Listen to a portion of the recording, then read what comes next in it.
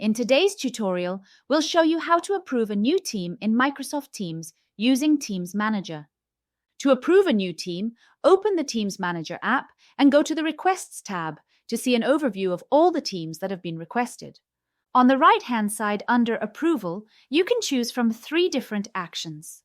If you click the left icon, you can ask the requester to update the request. To reject a request, click on the right icon. Here you have the opportunity to make changes to the request. Next, you see an overview of the final request details.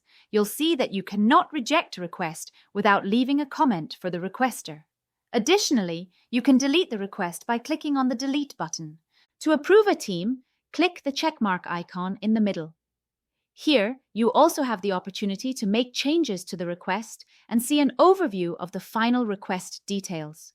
When approving a request, leaving a comment for the requester is optional. To finish, simply click Approve and the team will be created.